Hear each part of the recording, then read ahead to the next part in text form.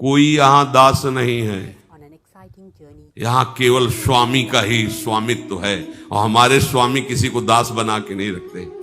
हमारे स्वामी का स्वभाव है, अगर तुम दासत्व में हो तो तुम्हें वो स्वामी बना देंगे। देख लो ना, रथ हाँक रहे हो, बैठे स्वामी बने, पैर दबा रहे हो, लंगोटी धो रहे हैं, ये स्वामी है। दासत्व का भाव रखोगे तो स्वामी तुम्हें स्वामी बना देगा। बचोगे ही नहीं, तुम्हारा अस्तित्व ही नहीं रहेगा, अपने में समेट लेगा, मिला लेगा और मैं बना देगा। मैं शुद्ध ब्रह्म, शुद्ध श्री कृष्ण।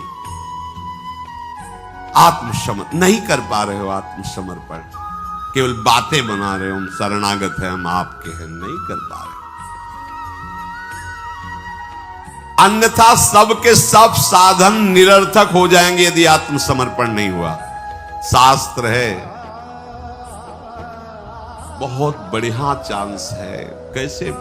अब ये कोई खीर तो है नहीं कि बना के खवा दे तुम स्वस्थ हो जाओ, पुष्ट हो जाओ। बस समझा ही सकते हैं, उपाय बता सकते हैं। स्वीकृति आपकी, आप स्वीकार न करो तो क्या कर सकते हैं? कुछ नहीं, केवल अपना अस्तित्व हटा देना है।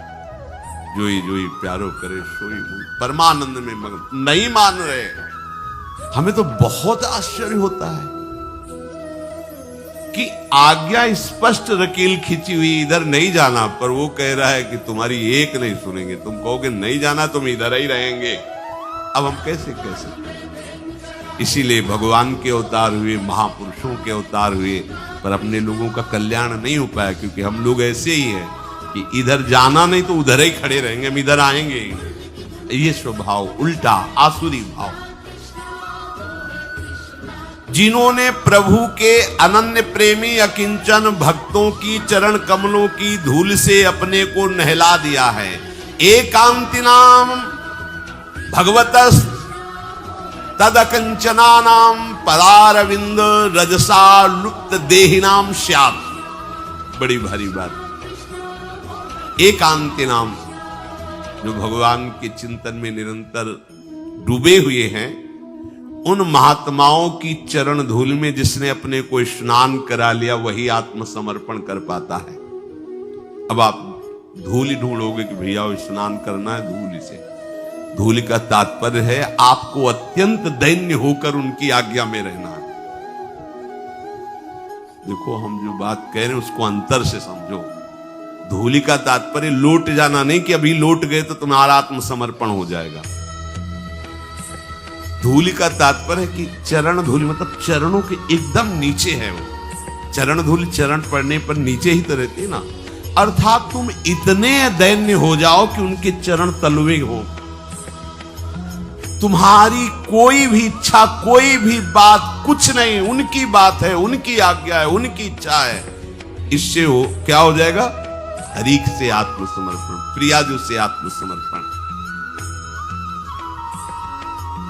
मैंने जो विज्ञान से तुम्हें विशुद्ध भागवत धर्म सुनाया, अगर इसको सुन लिया जाए, स्वीकार कर लिया जाए, तो इसी जन्म में भगवत साक्षात्कार हो जाए।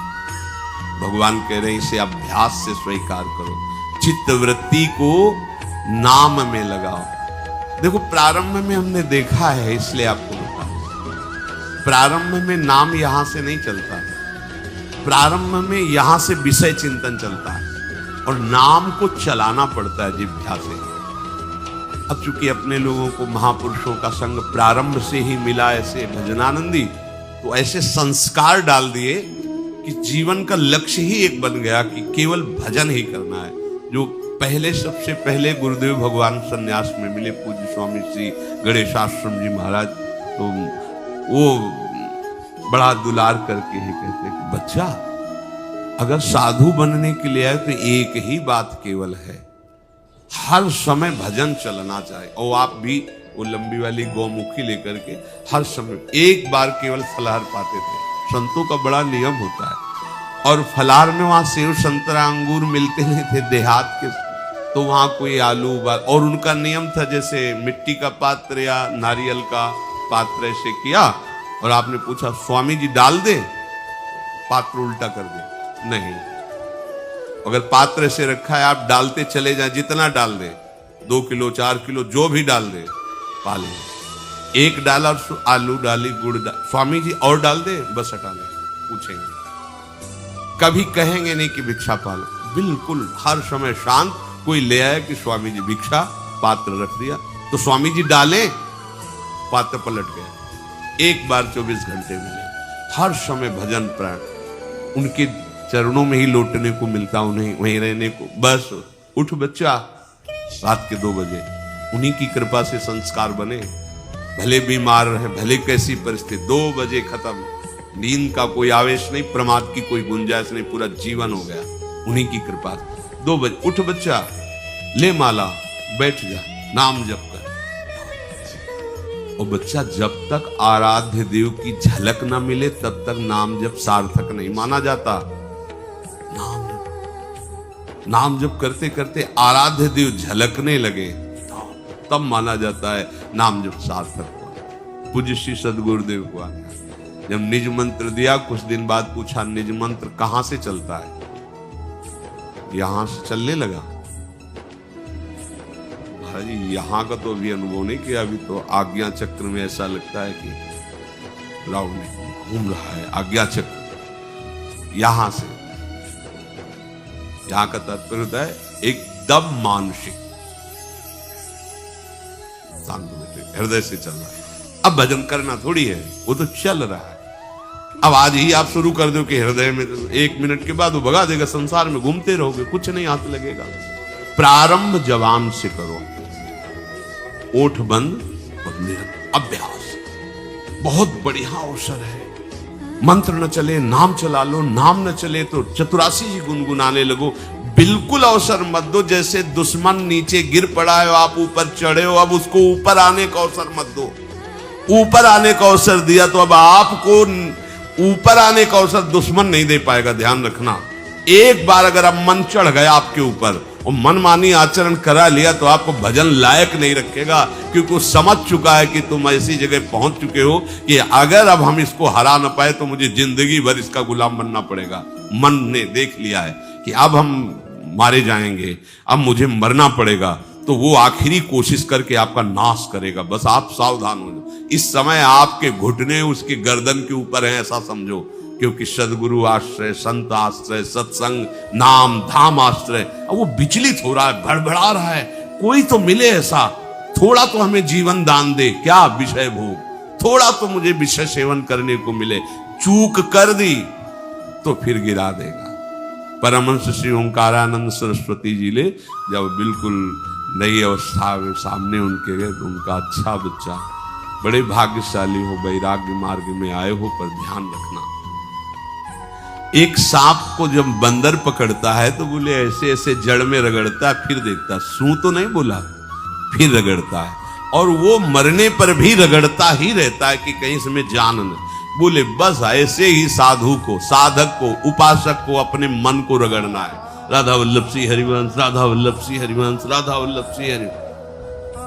अगर सू बोलने का मतलब अगर थोड़ा भी विषय स्फुरण रह गया तो अभी रगड़ते रहो राधा वल्लभ श्री हरिवंश। फिर सच्ची कहते भजन करना नहीं पड़ता। जैसे भजन थोड़ी करना पड़ता है ही नहीं, भजन किसी और कुछ क्या करे, कुछ है ही नहीं यंत्रों में, वो स्फूर्ते केवल वही। अब उसको भजन थोड़ी करना है, रह ही नहीं गया, कुछ करना ही नहीं रह गया है।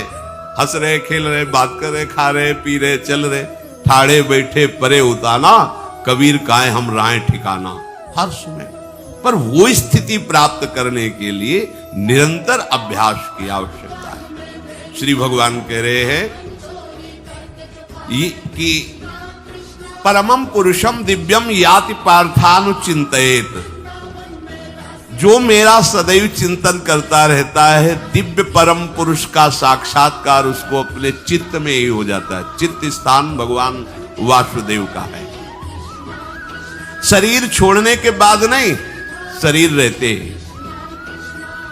ऐसी आनंद की वृत्ति उदय होती है। अब उनके लिए शब्द ही नहीं तो क्या वर्णन करें।